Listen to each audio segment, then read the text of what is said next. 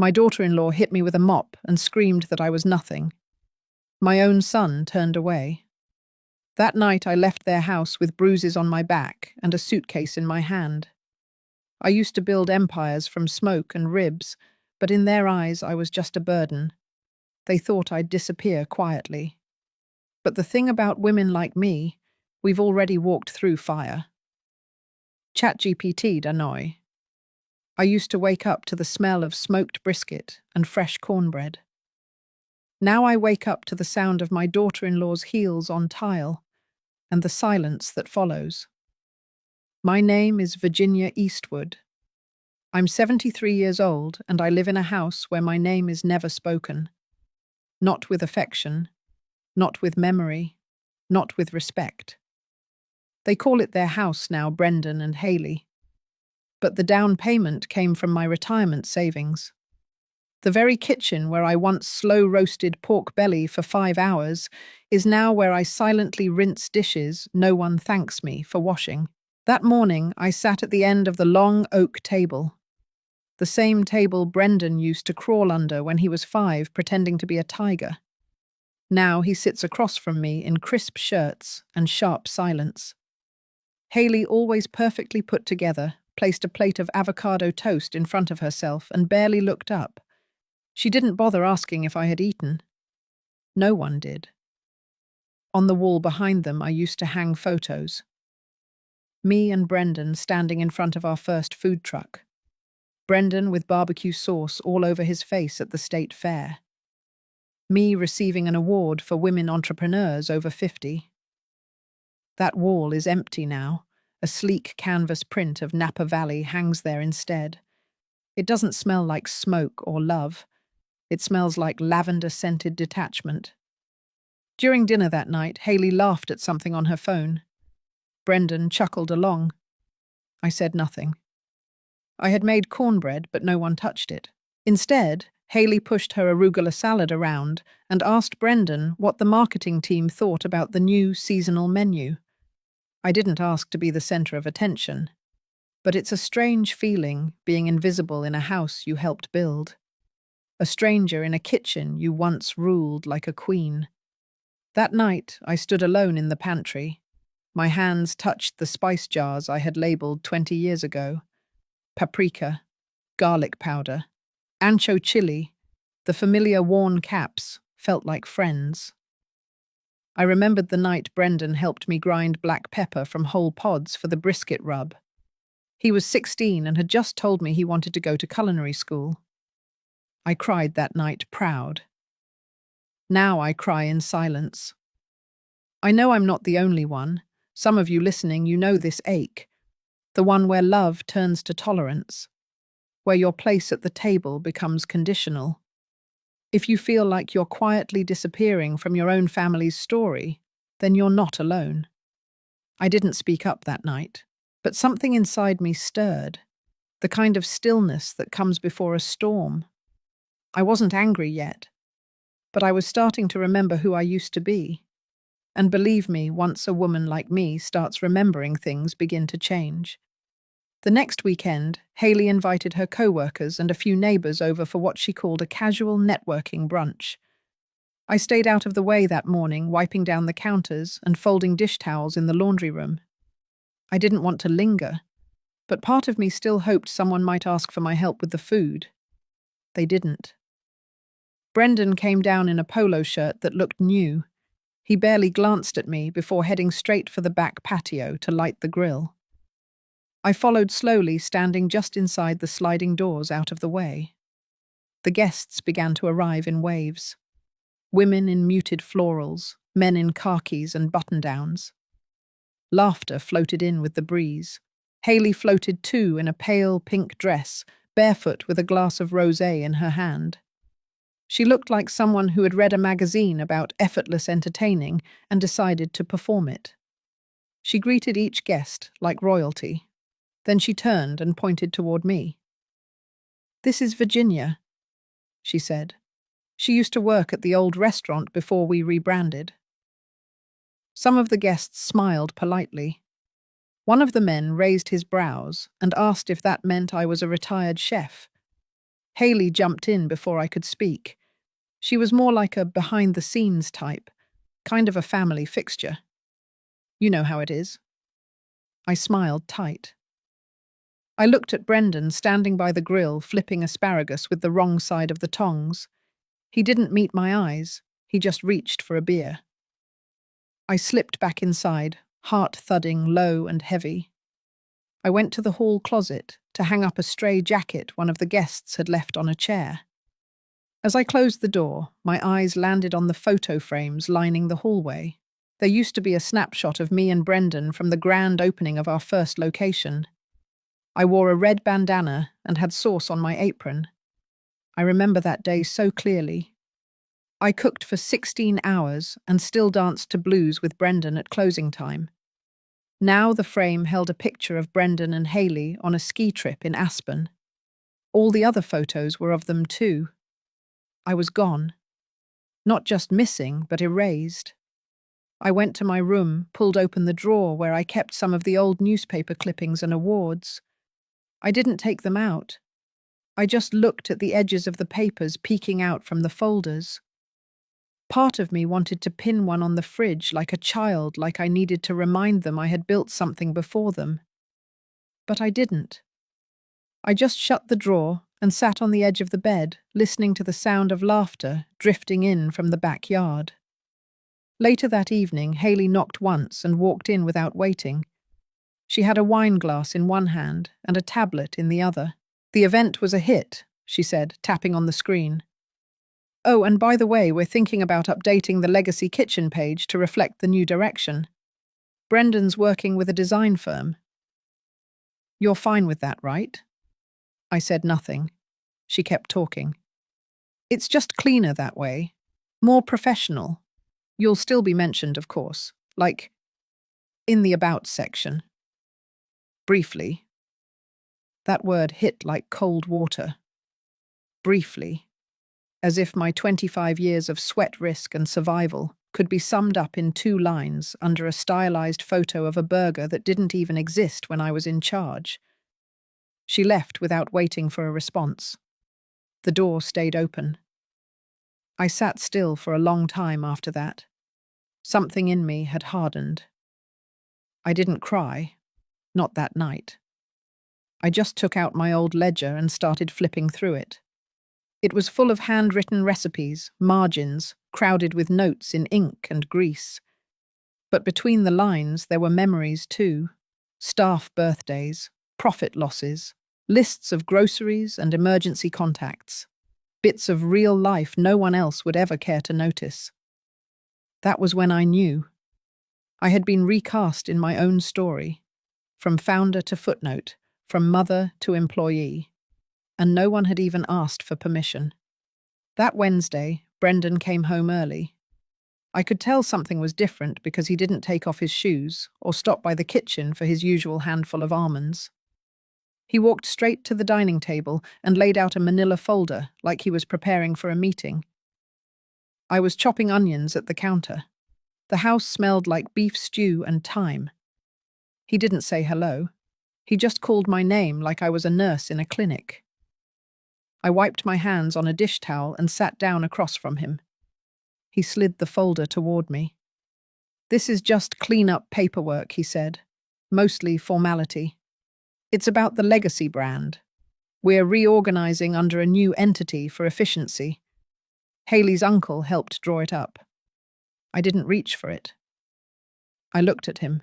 His face was smooth rehearsed, like he'd already practiced this conversation in his head 100 times. Then Haley appeared in the doorway. She was holding her phone like she was texting someone, but glanced up just in time to catch my hesitation. She walked in and sat beside Brendan. No greeting, no smile. "We figured it's time to streamline things," she said. "Clean the slate, make sure everything's aligned with modern practices." I finally opened the folder. It wasn't a cleanup. It was a complete restructuring of ownership. All assets, intellectual property, licensing rights, and royalties were to be transferred to a new holding company under Brendan and Haley's names. There was a single clause referencing a one-time gratitude honorarium, which from the looks of it was less than the value of one quarterly check from my old franchise agreement. My name didn't appear anywhere in the executive roles. I was not even listed as a founder, just a historical figure noted as the brand's origin story in one sentence near the end. I flipped through each page slowly, my thumb pressing into the paper like I could squeeze out the truth. Brendan started to speak again, but Haley cut him off. "There's no pressure, Virginia, but it would really help with our expansion if we could finalize this soon. We're looking at 2 new locations in Austin and Seattle. Investors want to see clean ownership lines." Clean. That word again. I asked quietly why my name had been removed. Not out of anger, out of sheer curiosity. Haley answered with a shrug. Because legacy isn't just about the past. It's about who carries it forward. No offense, but people expect younger faces now. That's just branding. I didn't say a word. I closed the folder and stood up. "We'll revisit it later," I said. Brendan looked relieved. Haley looked annoyed. That night I couldn't sleep. I went downstairs after midnight and opened my laptop. I tried logging into the legacy business account. My access was denied. I tried again using my personal login. Still nothing. I called the bank the next morning. The representative told me I had been removed from the primary business account 3 weeks ago. Legally. With full documentation. Apparently Brendan had processed it using my old general power of attorney, which I had granted him years ago when he first joined the business. I had forgotten it even existed. I checked the company email. My old address bounced back. No longer active. When I pulled up the official Legacy Kitchen website, I saw a new team photo on the About page. Brendan stood in the center, Haley to his left. A few new chefs and staff flanked them. My name was nowhere. I scrolled to the menu section. None of the original recipes remained. No brisket sandwich named after my mother. No rosemary cornbread. No slow braised ribs with blackberry glaze. All gone. Even the tagline was new. Fresh fire. Modern flavor. I sat in the kitchen, phone still in hand, heart like ice in my chest. They had erased me, not just from the paperwork, from the story, from the brand, from the food. I looked down at my hands. They still bore faint burns from 1,000 hot pans and oven doors. My wrists still ached on rainy days from hauling trays and slicing onions for 20 years. My body remembered, even if they didn't. Later that week, Haley walked in with a draft contract printed in high-gloss color. She laid it on the kitchen table next to my cup of tea. "We thought maybe this version would feel more official," she said, then added with a smile, "Something worthy of your signature." I told her I'd consider it. But in truth, I already knew my answer, and I had already started thinking about how to make my next move count. Not with anger, not with noise, but with precision and with history. The first thing I noticed was the silence of my inbox. That morning I had poured myself a cup of coffee before dawn, as I always did, and sat down to check on the restaurant's weekly report. But my login didn't work. I tried again. Nothing. I reached out to the IT contact we'd used for years. He responded in a clipped message. "Access has been restricted as per management request." No name. No explanation. Just a wall where a door used to be. Still, I wasn't ready to believe. I went to the filing room in the back of the house where we kept archived hard copies. The key was gone. The cabinet had a new lock. I stood in front of it longer than I care to admit. I could hear Haley upstairs walking in heels, confident, in control. Later that afternoon, I drove to the main restaurant. I told myself I would act casual like any day. But the young hostess looked confused when she saw me. Her name tag read, Sophia. She barely hid her discomfort when she said, "We've updated our access procedures. You'll need to schedule a visit with management. I wasn't even angry. Not yet. Just foggy, like my name no longer belonged to anything. I walked past her anyway, ignoring the uncomfortable shuffle behind me, and stepped into the main floor. The place looked brighter, colder. There were new paintings on the wall, new slogans. I searched for the menu posted behind the bar. Gone was Eastwood's first fire-grilled brisket. Gone was Grandma Ginny's peach cobbler. Instead, I saw generic names.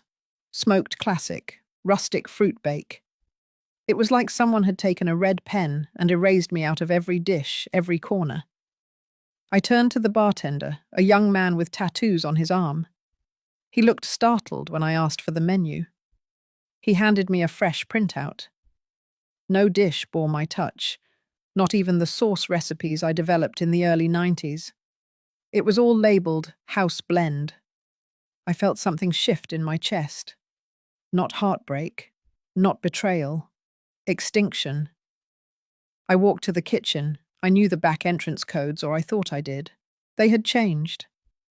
A staff member cracked the door open halfway and said he had to check with his supervisor before letting me in. That evening I went back home. I sat on the guest bed. My bed, the one across from the laundry room. A room that used to be the storage closet, now redone with a lamp and a floral quilt. I opened my laptop again this time, checking not the restaurant accounts, but my own business email. Disabled. I checked the official LLC registration of Eastwood & Coton. It had been updated. New signatures, Brendan's name, Haley's name, my own stripped, no forwarding contact, no formal removal notice, just gone. That's when I felt my fingers tighten around the edge of the desk. They hadn't just taken the business.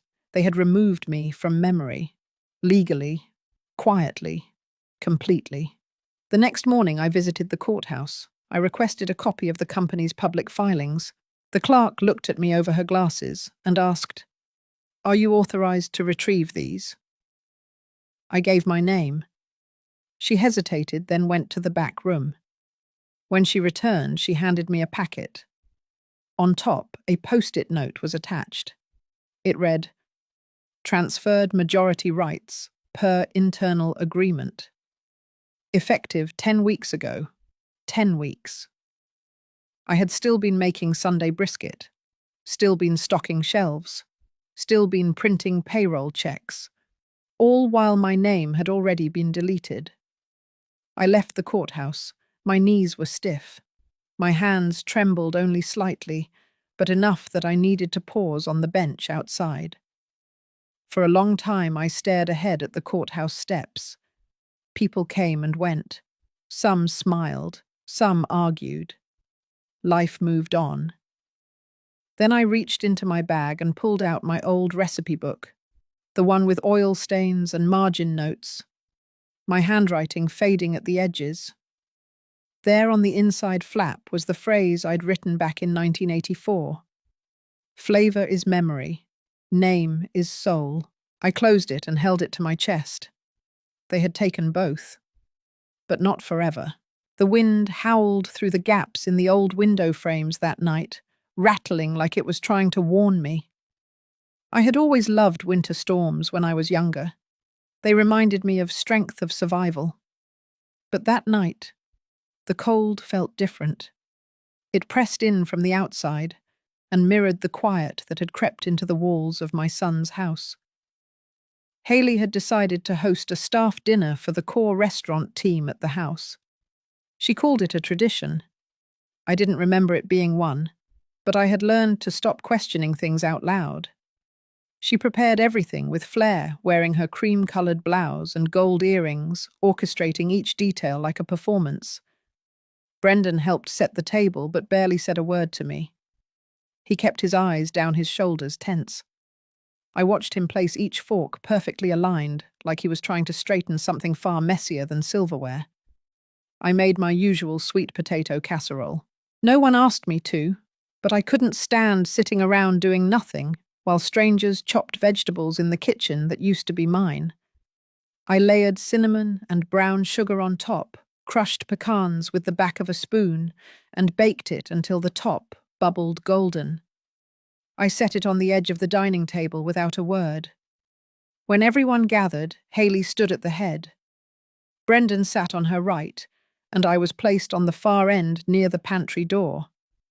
As the team talked and laughed, I listened in silence.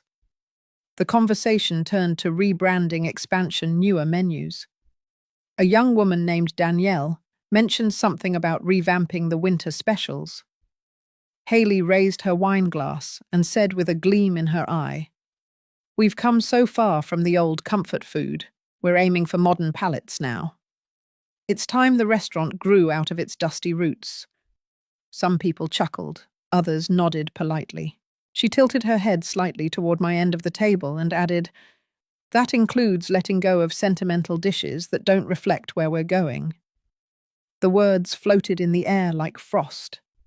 My casserole sat untouched steam, curling upward like it was still hoping to be chosen. Brendan kept his gaze low, cutting his meat slowly.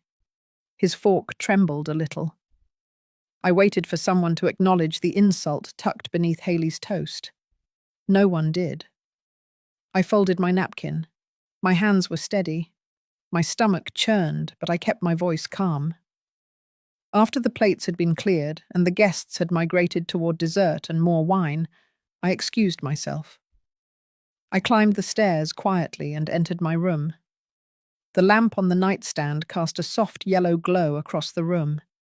I sat down at the small desk and pulled out the worn brown notebook I had kept since the early days of the food truck. I opened it to the back section where the pages weren't recipes or plans, but memories. I had started documenting everything the moment I first noticed Haley rewriting the business language.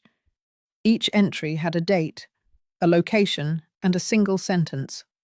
February 3rd, Haley introduced me to a vendor as just Brendan's mum. March 17th, my brisket recipe was renamed Chef's Choice on the menu. April 12th, Brendan asked me to stop attending team meetings, said it confused the staff. August 28th, my office at the downtown location had been emptied. No explanation. And now? November 14th, called sentimental baggage at dinner in my own house. I stared at that sentence for a long time before I wrote the next one.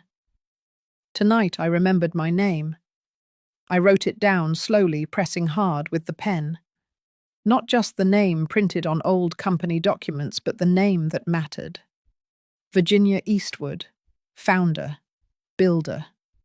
Woman who carried 2 toddlers on her back while flipping ribs over open flame. The name that had value before contracts, before logos, before anyone needed to sign anything to know who she was. The house was quiet again. I could hear Haley laughing downstairs, probably over wine. Brendan was silent as always. I didn't know what he was becoming, but I knew who I had been, and who I still was. I flipped the page and started writing something new. It wasn't a record this time. It was an outline, a strategy. I made a list of everything that had been taken. Then beside it, I made another list. One of everything they hadn't touched. The things they didn't even know I had kept copies of. Trademark filings, original branding documents, recipes handwritten in my father's pen, every version of the LLC articles from the day we incorporated. And something else. A letter Geraldine had helped me draft years ago after my second restaurant had been forced into a buyout. Back then, she said, "Always have a backup for the day they forget who bled for this." I smiled, not because I felt victorious, but because I finally felt awake. That night, I lit a candle on my nightstand. I placed my notebook beside it and stared at the flame for a long while. It flickered against the window pane, reflecting a woman they could not erase. The morning after the staff dinner was oddly bright. Sunlight poured through the frosted kitchen windows, painting long strips of gold across the floor. I stood at the counter pouring myself a cup of coffee. No one else was awake yet. But the peace didn't last. By noon, Haley was already stomping around the house, heels sharp on the wood floors. She held a folder thick with documents, and her eyes were thin slits of rehearsed patience. Brendan trailed behind her like a man who had once known how to speak, but forgot along the way. She dropped the folder on the kitchen table with a thud. The clatter made the silverware tremble in the drawer. "This is the final version," she said flatly. "Clean. Updated. With protections for everyone." She didn't look at me when she said it, but her voice had that edge like she was daring me to argue. Brendan pulled out a chair, gesturing for me to sit. I stayed standing. I flipped through the pages slowly. Each clause was more cutting than the last. Transfer of remaining intellectual property, release of claim to any future equity, assignment of all real estate assets currently under dispute. In short, it was the final severing, legally and personally. She circled behind me, arms crossed, tapping her fingers on her sleeve. I could feel the tension coil tighter with each second I stayed silent. "This ensures the transition runs smoothly," she added. I looked up, my voice low. "And what transition would that be?" She scoffed. "You stepping down? You retiring gracefully? You no longer haunting the margins of the company like a bad memory?" Her words weren't heated. They were cold, practiced, the kind that bruised without raising a voice. I placed the folder back on the table. "No." Haley blinked. "Just once."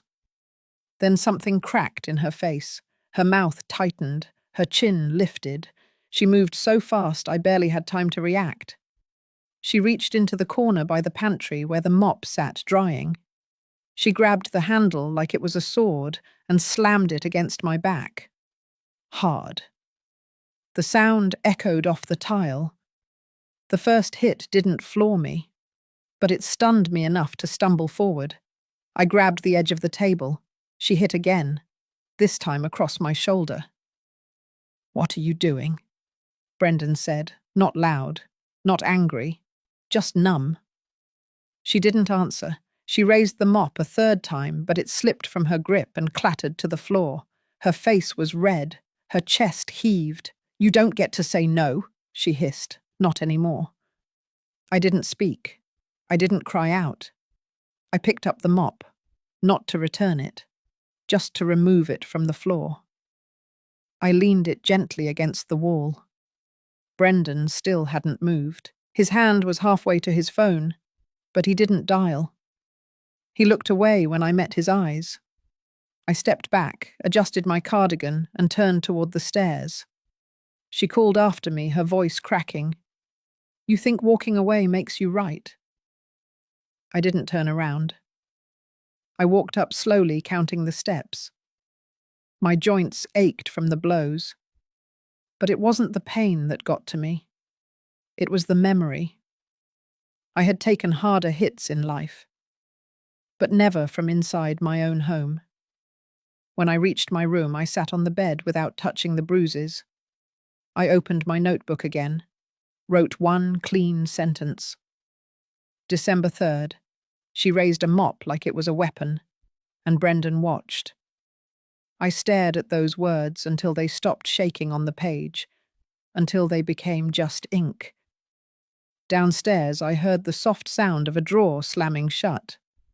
Later that evening, I passed Brendan in the hallway. He didn't say anything. He opened his mouth, closed it again, and kept walking. But before he vanished into his room, he left something on the hallway table. It was a photograph. Old, faded, but unmistakable. The food truck's opening day. Brendan no more than 10, holding a spatula like it was a trophy. Me behind him, flour on my cheek, smiling like I owned the whole sky. No note. Just that photo. I didn't touch it. I left it right where he placed it. That night, I didn't light a candle. I turned off every light in my room, closed the curtains tight, and laid still in the dark. Some storms come without thunder. but you still feel them pass through you. Tomorrow I would pack the final box. But tonight I remembered violence wasn't just what was done to you. Sometimes it was what others let happen. The morning after the mop handle incident, I left the house before the sun finished rising. I didn't take a suitcase, just a canvas tote with a folder inside. The notebook stayed zipped in the front pocket. My shoulders still throbbed, but the ache felt distant now. There was something colder in me that had finally settled. I drove myself across town in silence past the old industrial park and the forgotten side of East Richmond. Most of it had changed, but one corner remained exactly the same. The green awning over the storefront, the chipped wooden sign, Shaw and Boyd, attorneys at law. I knocked twice, then walked in. The bell above the door let out the same tinny chime it always had. She hadn't changed much. Geraldine Shaw still wore her grey suits, like armour, her hair tucked in that tight bun that said she didn't waste time on pleasantries. She didn't smile when she saw me, just nodded once, then motioned to the seat across her desk. I sat. Neither of us said anything for a long time. Then she opened the bottom drawer and pulled out a thick leather binder. "Been waiting for you," she said simply. I blinked. "You knew I'd come back." She looked at me like that was the stupidest thing I'd ever said. We both leaned over the desk. I opened the binder.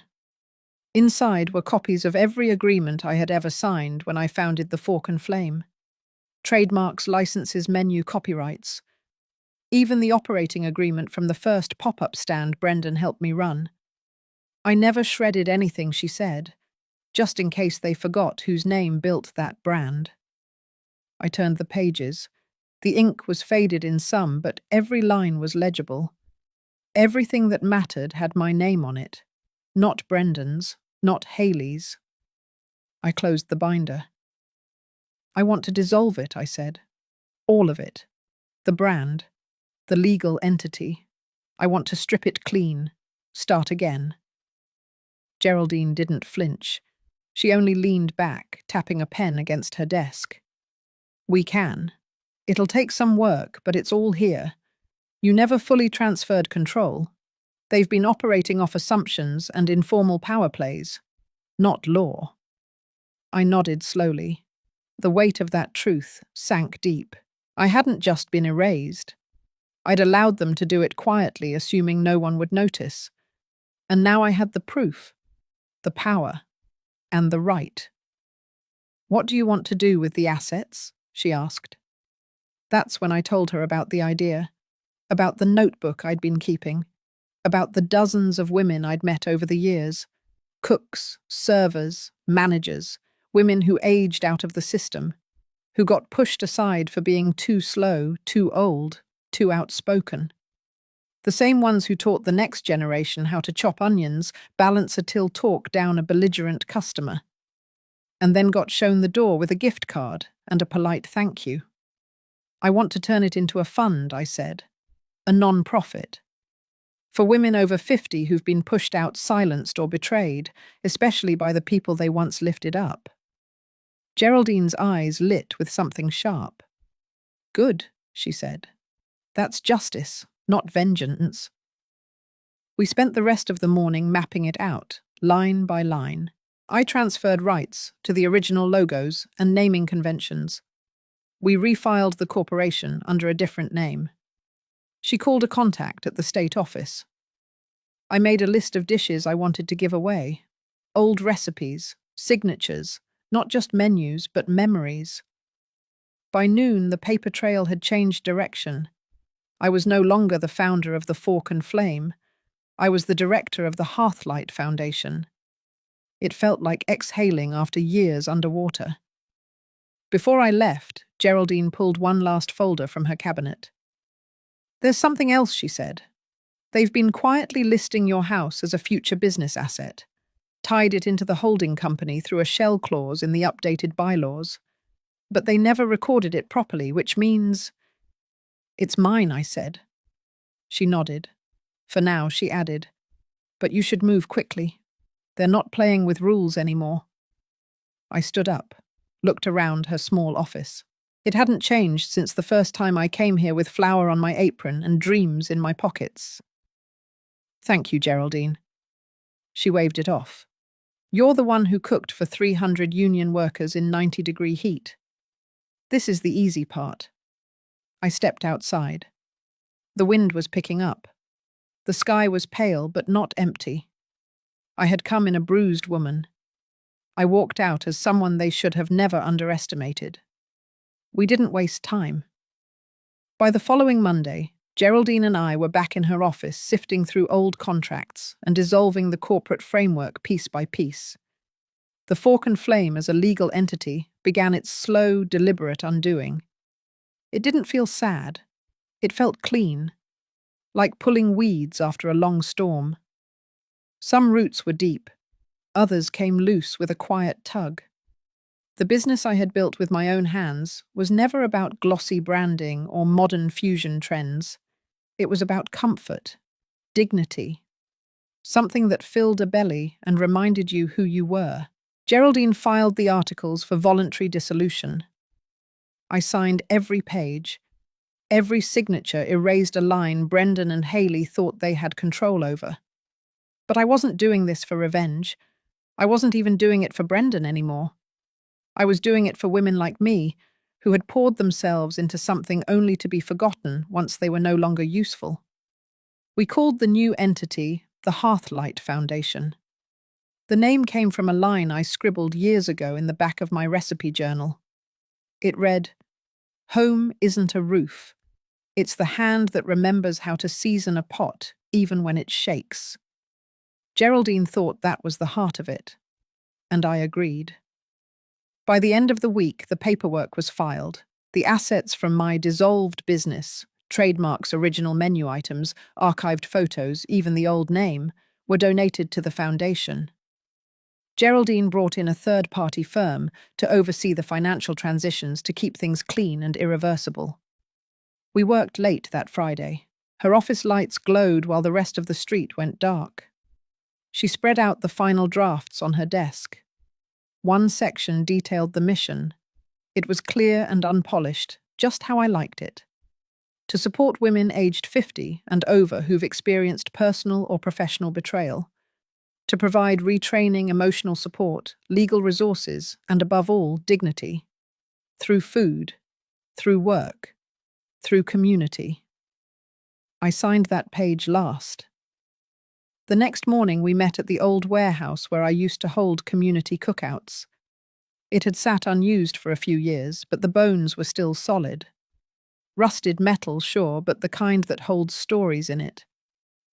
Geraldine knew someone who could help with permitting and renovations.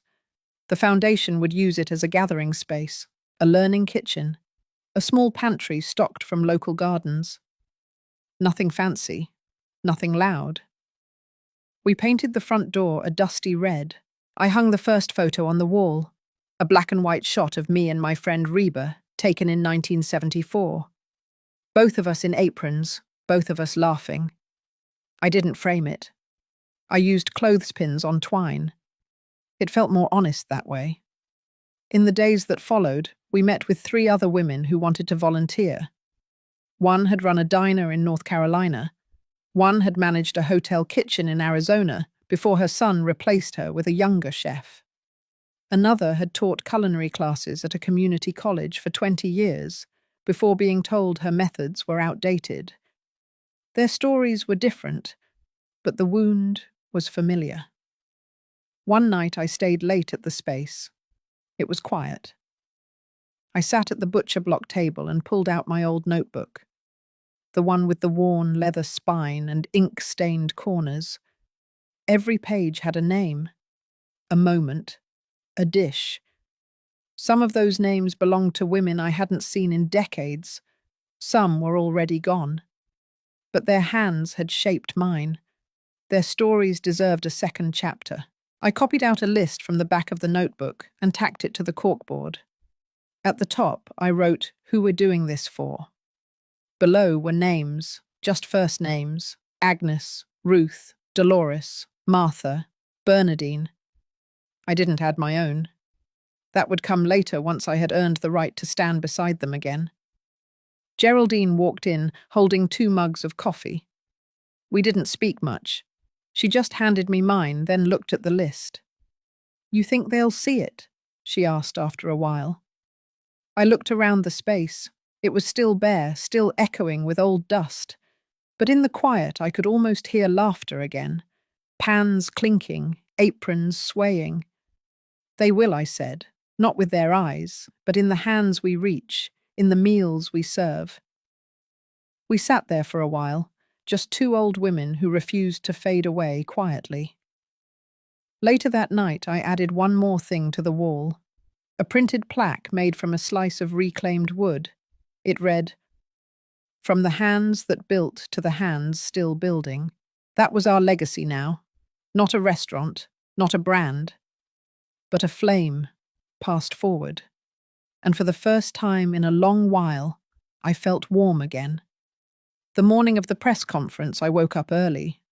Not out of nerves, but out of instinct. Years of running kitchens had trained my body to rise before the world. I brewed a pot of coffee, not strong, just warm enough to calm my thoughts.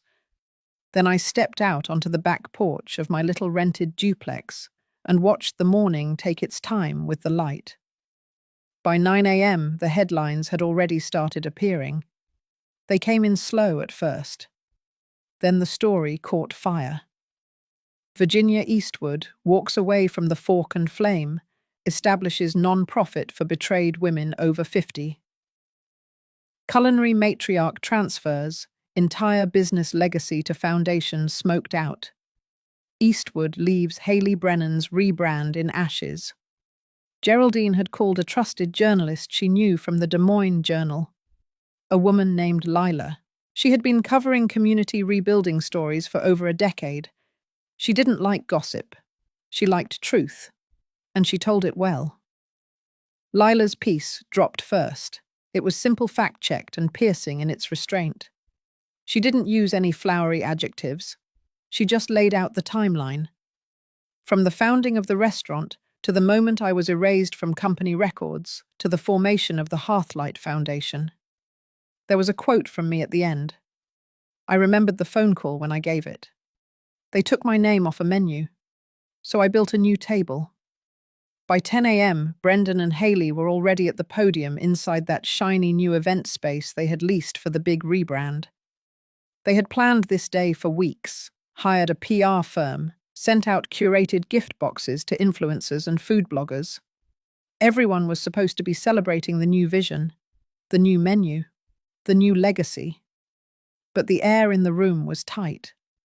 In the photos that went online, you could see it. Brendan's smile didn't reach his eyes. Haley looked like someone had unplugged her right before the cameras rolled. Behind them, the screen still read, "The Fork and Flame 2.0" in bold metallic script. But in the crowd, phones buzzed, heads turned. Lila's article was spreading. By the time Haley launched into her opening remarks, 2 reporters in the front row had already left their seats. One headline updated live during her speech, "Eastwood cuts ties, no ownership in new brand." A video went up not long after. It was from a woman in the crowd who had streamed the moment Brendan was asked whether his mother would be involved in the next phase. He paused. You could hear the silence stretch. He finally said, "She gave us her blessing." That lie didn't even last an hour. By noon, a second article dropped with photos from our warehouse site. Geraldine and I had posed beside the painted red door. Behind us, the chalkboard sign read, "The Hearthlight Foundation, opening soon." I didn't wear anything special, just my old denim apron, the same one I wore in the photo of me and Reba. The apron with the burnt patch near the front pocket. That detail made it into the caption. The comment section started to flood. Some people defended Brendan, said families are complicated, others weren't as kind. They called Haley opportunistic, called the rebrand hollow. But I didn't read too many of them. I knew what those headlines could do to a heart. And mine had already been tested enough. That evening, Geraldine and I returned to the foundation space. We didn't talk much. She handed me a copy of Midwest Kitchen and Craft. They had picked up the story for their upcoming print issue. On the last page was a small section titled Recipes Reclaimed. Under it was one of mine: molasses cornbread with toasted oats. It ended with a note: a dish that doesn't need a restaurant to matter, just a memory and a little heat. We sat for a while in the soft light. The old smoker out back still smelled faintly of mesquite. A few of the women who had joined us earlier in the week trickled in. One brought a batch of scones. Another brought her granddaughter who wanted to volunteer. The world didn't shake, nothing exploded, but the ground had shifted. At sunset, I stepped outside and stood by the smoker. I lit a match and let it catch on the kindling. The smoke curled slow and steady into the fading sky. Behind me, the red door stood open. The light inside glowed golden, not grand, not glossy, but real. That was the day my name became more than a brand. It became a beacon. 2 days after the headlines calmed down, I came home from the foundation to find a thick envelope waiting on my porch. No return address, just my name handwritten across the front. No stamps either. It must have been hand-delivered. I turned it over in my hands, cautious vehisse. Not out of fear, but curiosity. Inside was a folded letter, the kind written on lined yellow paper with careful pressure. Tucked into the crease was a photo. It showed an older woman standing behind a food truck, her hands resting on the counter like she'd been there 100 times before. Her apron had flour smudges, her eyes tired but proud. I unfolded the letter and began to read.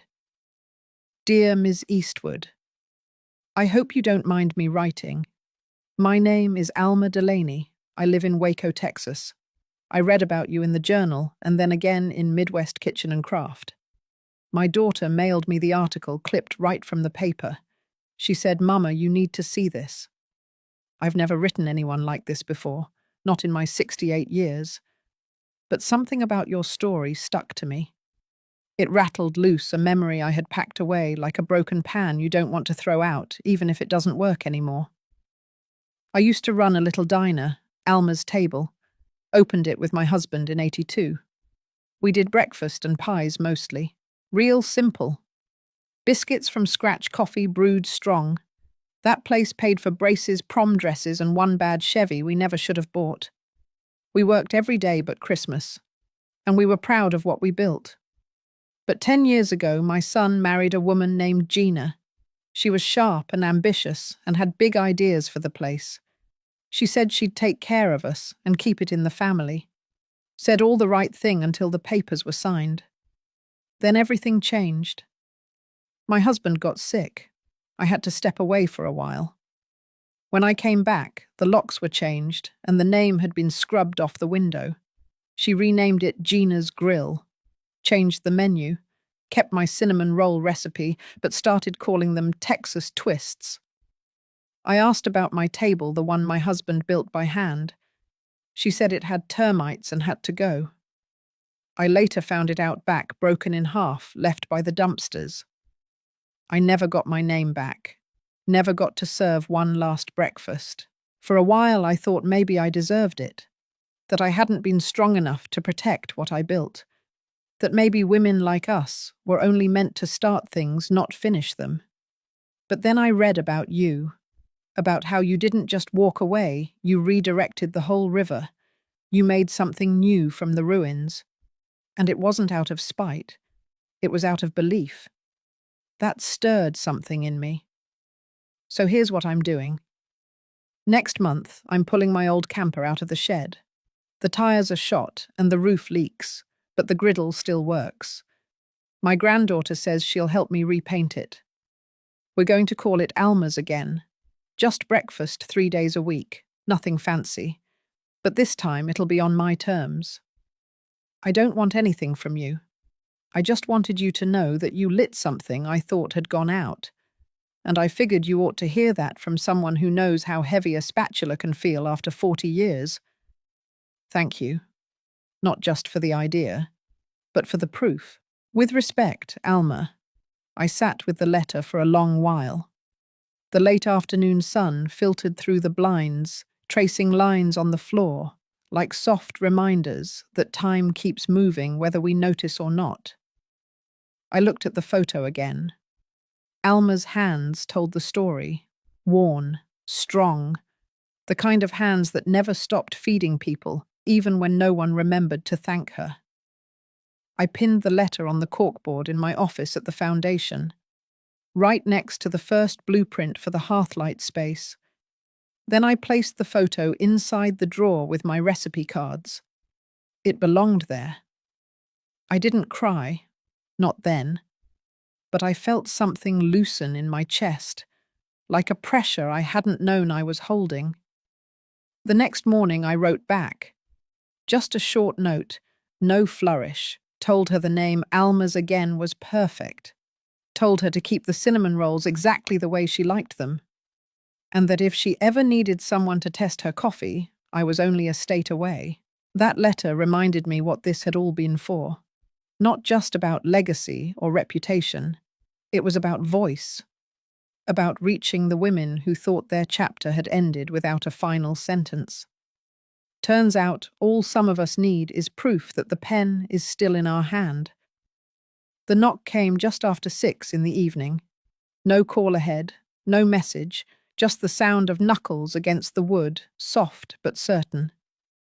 I opened the door, and there stood Brendan. He looked like he hadn't slept in days. His collar was wrinkled, his eyes sunken and raw.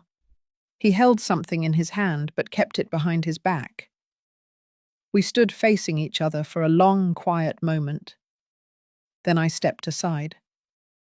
He walked in slow and heavy, like his shoes were made of stone. He didn't sit. Just stood near the window, hands clenched, staring out as if he didn't recognize the trees anymore. He finally spoke. His voice had dropped, no longer clipped or defensive, but hoarse and low. He said he had seen the paper, said he read every word of the interview, that people had begun asking him questions, that some clients had pulled out of pre-scheduled events at the new location. I listened. I didn't nod. I didn't flinch. I simply let the weight of his words settle in the room like smoke. He said he never expected things to go this way, that he thought I would retire quietly, maybe move to a smaller place, maybe fade into a life of gardening and walks around the block, that the silence I carried all those years made him believe I would keep carrying it, even when it became too heavy. I sat down, not because I was tired, but because I wanted to be grounded. I looked at him and told him I had heard everything he didn't say all these years. Every time he looked away, every time he let Haley interrupt or override, every time he watched me being diminished and chose not to speak. Brendan didn't argue. He didn't defend Haley either. For once, he didn't try to protect anyone. He finally pulled the item from behind his back. It was an old photograph, worn around the edges, color fading. It was the two of us standing in front of our very first food truck. I was holding the first order slip, beaming. He was about 12 then, holding up a spatula like a trophy. I hadn't seen that photo in years. He placed it on the table in front of me. He said he found it while going through the storage box I had asked him to move years ago. Said he didn't know why he brought it today, only that it felt right. I looked at the photo and felt the old ache that comes when you remember joy as clearly as grief. I told him that for a long time I believed he carried forward my legacy, that I thought I had passed him something meaningful, something sacred. But the truth was, he had allowed someone else to reshape that legacy, strip it of its roots and name it something new. And in doing so, he didn't just silence me, he lost part of himself too. Brendan sat down, finally, across from me. His voice cracked when he admitted that he had been afraid, that he wasn't sure how to be both a son and a businessman. that Haley made decisions fast and fiercely, and he let her lead because it was easier than confronting the past. I didn't interrupt. I let him speak. When he finished, I said one sentence. Not out of anger, not out of triumph. I said, "You chose Haley. I chose myself." He nodded. It was a small, broken nod, the kind that knows there's no fixing what has been done, only accepting it. We sat in silence after that, a quiet that didn't need to be filled. He stood to leave and asked if he could take the photo with him. I told him no. That photo was my memory too. He nodded again, this time slower. At the door, he looked back once. His mouth opened slightly like he might say something, but then he didn't. He just stepped outside and closed the door behind him. I stood there alone in the living room for a while, holding the photo. It didn't hurt the way I thought it would. It didn't feel like a loss. It felt like a clearing, like something had moved aside, making room for what was next. The past had spoken, and it had finally been heard. The sun had already begun its descent when I lit the smoker. Old Faithful, I called it. The very first piece of equipment I bought on my own, long before there was a restaurant, long before Brendan knew how to lace his sneakers. I kept it all these years through every expansion, every renovation, every rebranding. It sat quietly in the corner of my garage, waiting for this day. We set up in the backyard. Geraldine arrived first, carrying her favorite picnic chair and a tin of homemade cornbread. She placed it on the long wooden table and gave me a look that needed no translation. I nodded. We were both exactly where we needed to be. Then came Linda, who ran the front desk at our old diner for 15 years before her divorce left her scrambling, and Cynthia, who used to manage kitchen logistics until cancer took her husband and the industry took her joy. They had been through their own versions of being discarded, and now, with the help of the foundation, they were rebuilding from the ground up. They didn't come out of pity. They came because they understood what it meant to reclaim something. The firewood hissed as I closed the lid on the ribs. The scent rose and curled in the air, earthy and slow, the kind of smell that tells a story before anyone speaks. No one said much at first.